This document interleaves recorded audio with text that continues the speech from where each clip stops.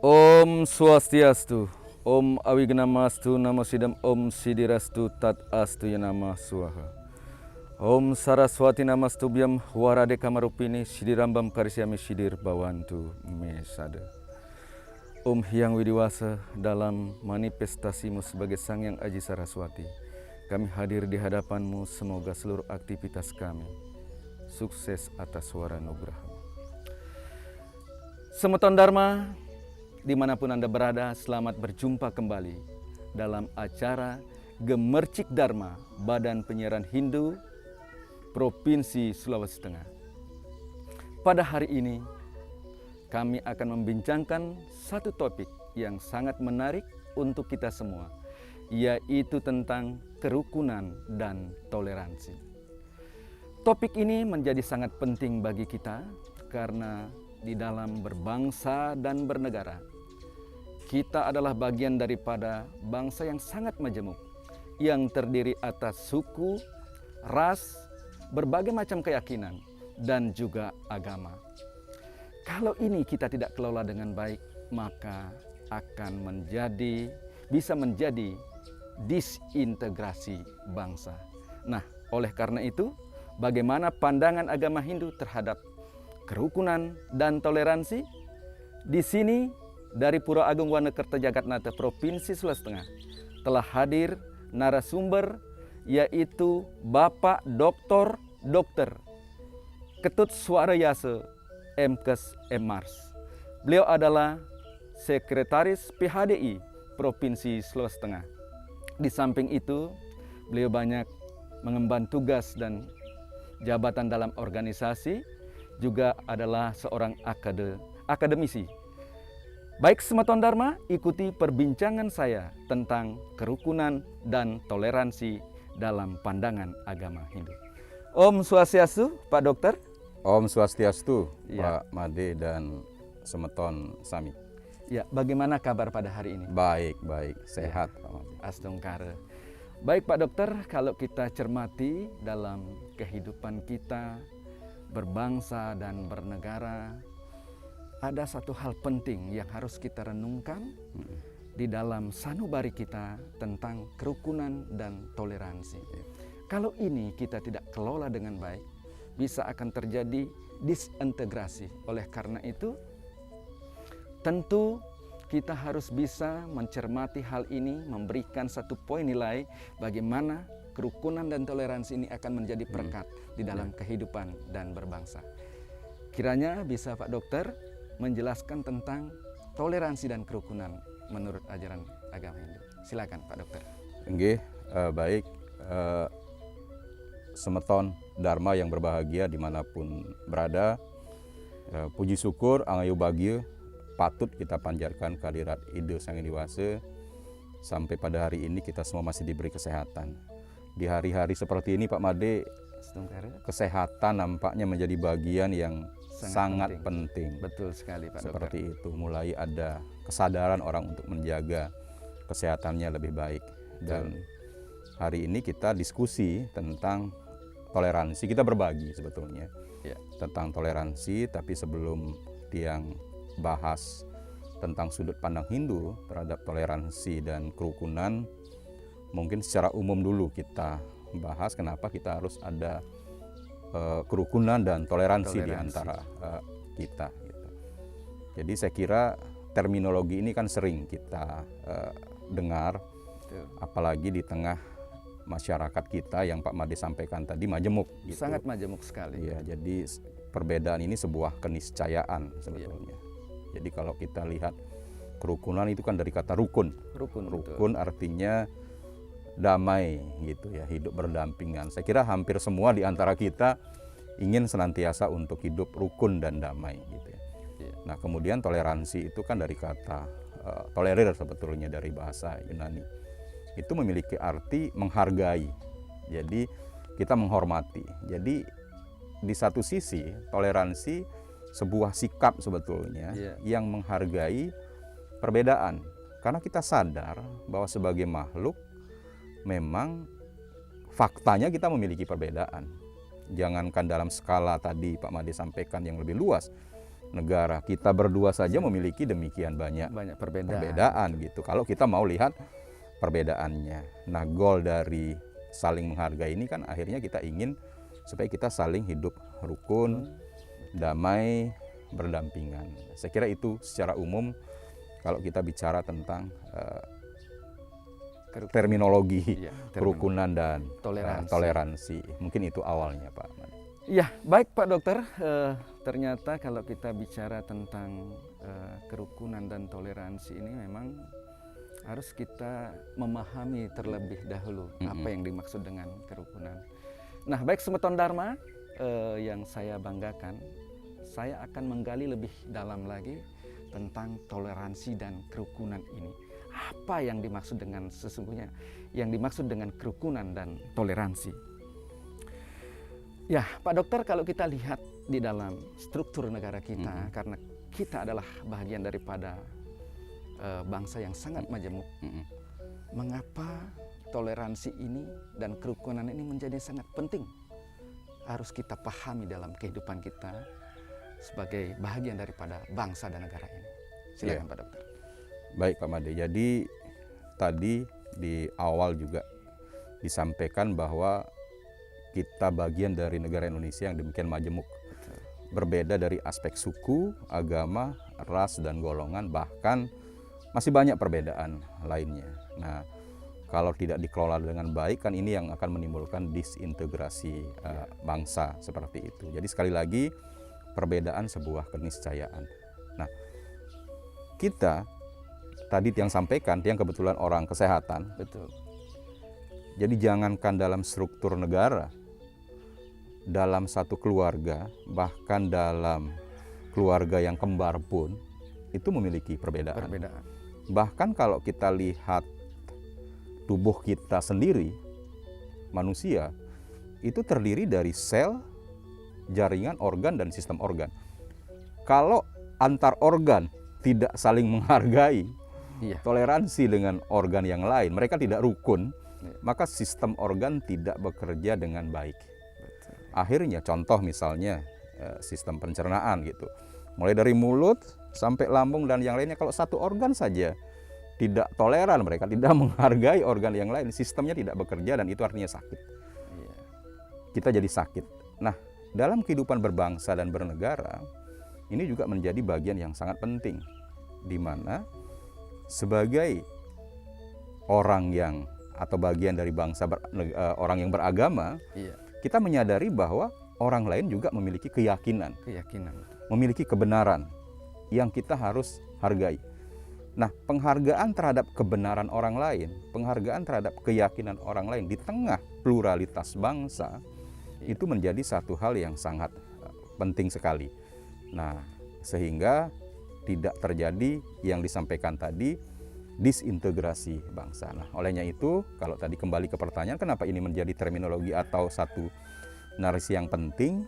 Karena kalau tidak setiap orang menyadari bahwa dirinya memang faktanya berbeda, tadi saya bilang dari awal, sebagai individu pun berbeda, apalagi dalam interaksi sosial juga berbeda, maka kita merasa bahwa atau mengklaim bahwa setiap orang harus homogen, harus sama. Nah, itu yang bisa menimbulkan gesekan-gesekan di tengah masyarakat seperti itu, Pak Made. Ya, luar biasa sekali Pak Dokter kalau kita memahami dengan baik ini. Tentu sesungguhnya ketika kita bicara tentang kerukunan dan toleransi, ini akan menjadi dasar kita untuk merekatkan kita, mensinkronkan kita seperti terminologi tadi yang disampaikan dengan contoh-contoh yang disampaikan yang ada dalam diri kita. Nah, ini harus seiring dengan dan sejalan sehingga apa yang kita inginkan dalam konsep kerukunan sebagai bagian daripada bangsa dan negara ini akan bisa kita wujudkan. Saya sangat tertarik tadi Pak Dokter ketika Pak Dokter menyatakan tentang plural dalam menyatakan sebuah negara dalam bagaimana pandangan kemudian toleransi tersebut di dalam negara yang bersifat majemuk ini. Nah, ini barangkali perlu Pak Dokter jelaskan, karena ketika kita memahami ini tapi di dalam kehidupan sehari-hari masih ada saja hal-hal yang menyebabkan kita Iya. berbeda pendapat, kemudian akhirnya terjadi gesekan-gesekan yang timbul di tengah-tengah masyarakat. Iya. Fakta sosial Fakta ya. sosial yang terjadi. Nah, kenapa sampai terjadi hal yang demikian? Silakan, Pak. Iya. Baik Pak Made.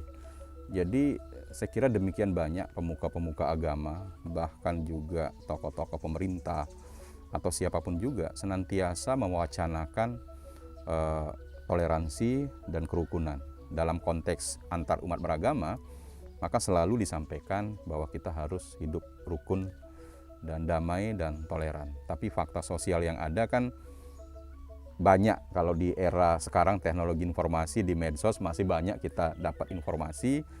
Jadi ternyata bagaimana gesekan itu masih ada yang disebabkan oleh karena tidak tolerannya kita. Ada banyak teori sih sebetulnya gitu, tapi saya ingin meringkasnya menjadi 2 atau 3 hal. Kalau di kami disebut faktor resiko gitu. Jadi beberapa faktor yang beresiko menimbulkan gitu. Yang pertama adalah sikap eksklusivisme. Jadi apabila seseorang menganggap bahwa hanya dirinya lah yang paling benar. Iya. Jadi kalau dia dalam interaksi antar agama, dia menganggap bahwa keyakinannya yang paling benar, klaim kebenaran. Sebetulnya itu tidak salah. Setiap orang harus yakin bahwa apa yang diyakini adalah kebenaran. Iya. Tapi akan menimbulkan gesekan ketika dia menganggap bahwa orang lain salah. Iya. Jadi klaim kebenaran, eksklusivisme itu harus ditempatkan dalam konteks yang tepat juga. Dia menganggap bahwa dirinya paling benar dan yang lain salah. Sehingga ketika kita relate dalam konteks komunikasi antar masyarakat, kita menganggap dan menyalahkan orang lain, keyakinan orang lain, sehingga kita melakukan tindakan-tindakan yang bertentangan dengan aspek-aspek atau norma-norma, bahkan bertentangan dengan hukum. Karena kita melihat orang lain salah dan hanya kita yang benar. Nah, itu yang seringkali menimbulkan gesekan-gesekan. Nah, dalam kaitannya dengan eksklusivisme ini, itu juga ada aspek puritanisasi yang kedua, pemurnian. Ada beberapa sudut pandang orang yang menganut keyakinan atau agama bahwa hanya agamanya yang murni. Sehingga dia tidak ingin kemurniannya itu diusik oleh masuknya nilai-nilai atau keyakinan dari luar. Dia menganggap yang di luar itu ancaman. Nah, sehingga dia merasa khawatir kalau orang atau nilai dari luar itu masuk, itu akan merusak kemurnian yang ada. Padahal di era sekarang itu hampir sulit untuk membentengi kemurnian itu karena demikian mudah invasi dalam tanda petik ya, dalam aspek nilai masuk di media sosial. Sehingga benteng tangguh adalah diri kita. Kitalah yang harus membentengi diri kita. Kalau kita yakin dengan kebenaran agama, kita yang membentenginya sehingga tidak mudah masuk nilai-nilai yang dari luar. Nah, kalau kita menganggap itu, akhirnya kita datang orang langsung menganggap, waduh dia mengancam saya. Nah, itu yang juga menimbulkan gesekan. Nah, pendapat yang ketiga, itu kaitannya dengan dilema sosial dan dilema kekuasaan. Yang saya maksud dalam aspek atau konteks dilema sosial, ada satu anggapan, namanya dilema prasangka. Prasangka itu tidak salah. Tapi kalau kemudian tidak ada dasar yang tepat, orang mungkin datang berbaik hati ingin belajar sesuatu, tapi kita sudah memiliki prasangka yang negatif, itu kan cikal bakal tumbuhnya atau munculnya bibit-bibit perbedaan itu tadi, sehingga kita jadi tidak rukun. Nah, apalagi kalau kita bicara tentang dilema politik.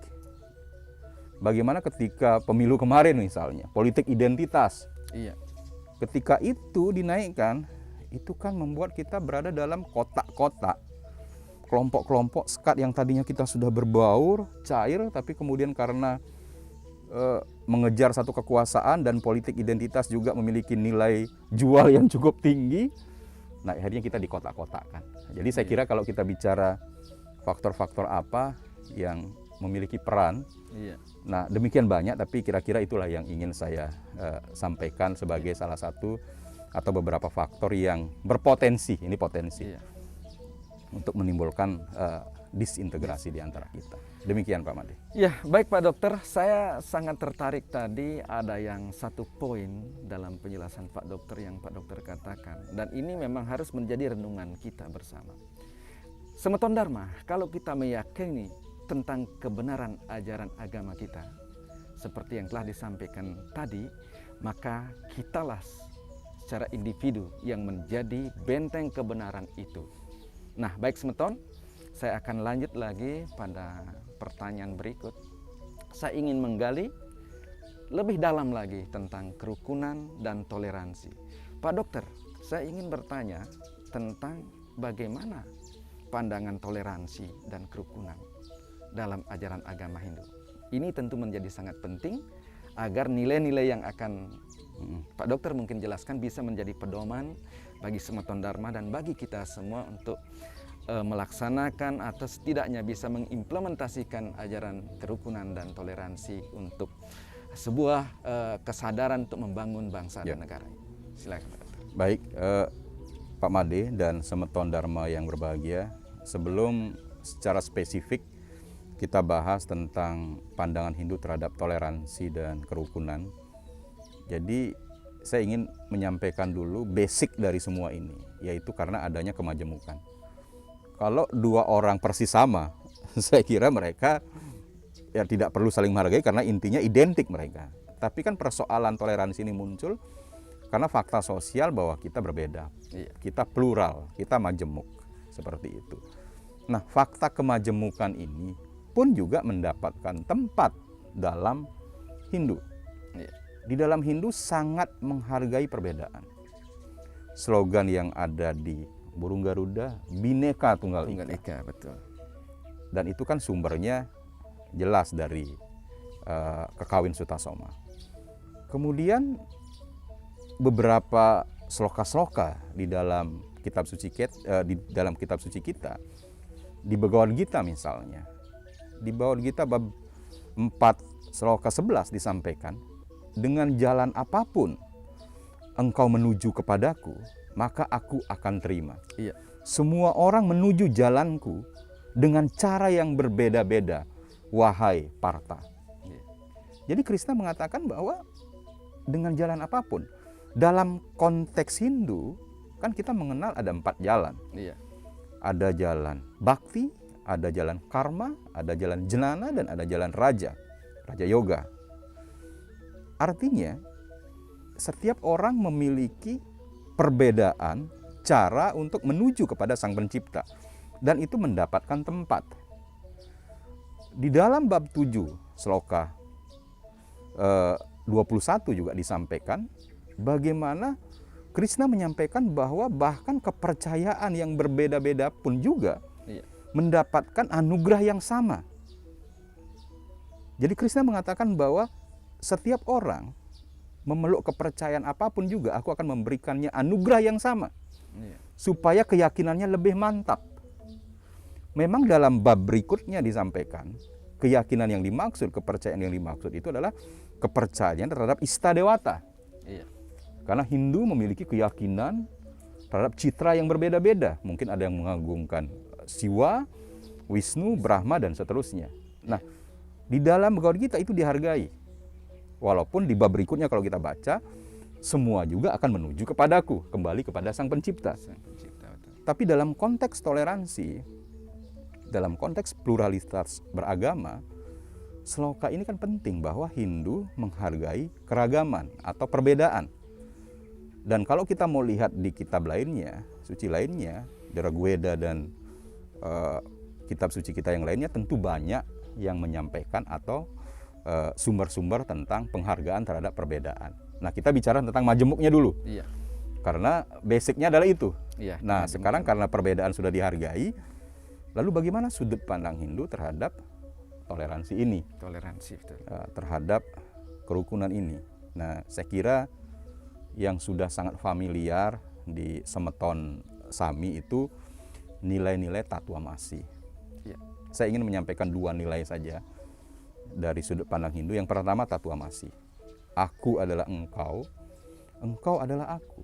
Jadi itu kan luar biasa maknanya ketika kita merasa atau menganggap bahwa orang lain itu sama dengan kita. Jadi kita akan muncul penghargaan ketika orang lain bersedih, kita juga merasa bersedih. Karena apa yang dirasakan derita orang juga derita. Tapi konsep Tatwamasi ini kan tidak sederhana. dia bermuara atau berawal dari sloka-sloka sebelumnya. Satu keyakinan di dalam Hindu yaitu Brahman, Atman, Aikyam. Iya. Jadi di dalam Hindu meyakini bahwa Brahman sang pencipta dan Atman yang menjiwai manusia itu identik. Karena Brahman, Atman, Aikyam, maka Aham, Brahma, Asmi. Maka dalam diri saya ada nilai ketuhanan. Iya. Nah, karena Aham, Brahma, Asmi, maka Sarwa Bhutam Brahman. Maka semua yang ada di dunia ini, semua material, prakerti ketika dimasuki oleh Purusa, itu ada nilai-nilai ketuhanan. Iya. Nah, karena Sarwa Bhutam Brahman, maka Tatwam Asi. Iya. Maka saya menghargai substansi yang ada di dalam tubuh orang itu. Nah, ini kan satu bentuk toleransi yang luar biasa. Bentuk penghormatan terhadap perbedaan. Hindu, bahkan minta maaf Pak Made dan Semeton Dharma Sinamian, kalau kita melihat konsep toleransi Hindu, tadi kita bicara dalam konteks beragama. Bahkan kalau kita kembangkan yang lebih luas lagi, konsep toleransi Hindu bukan hanya antar manusia. Nanti dimasuk di yang kedua, tentang toleransi dari sudut pandang Trihitakarana. Iya. Tadi Tatwam Asi, sekarang Trihitakarana, nilai-nilai kehinduannya. Kenapa Tiang bilang lebih luas lagi konsep toleransi kita? Karena Hindu tidak hanya menghormati manusia yang lainnya. Karena Sarwa Bhutam Brahman, semua material yang ada di dunia ini Brahman, semua makhluk hidup, bahkan tumbuhan, binatang, itu kan ada jiwa-jiwa ketuhanannya. Ketuhanan, betul. Sehingga kita juga mengembangkan sikap toleransi, bukan hanya sesama manusia, tapi juga dengan yang lainnya. Makanya di Hindu ada beberapa upacara yang kaitannya untuk menghormati mereka. Misalnya untuk binatang atau hewan, ada tumpak kandang. Tumpak kandang, betul. Untuk tumbuhan, ada tumpak warige. Tumpak warige. Bahkan kemarin, beberapa hari yang lalu Iya. kita laksanakan ada tumpak landap. Tumpak landap. Itu kan juga penghormatan terhadap material lainnya, seperti itu. Jadi simbol-simbol semesta yang kita yakini memiliki kekuatan.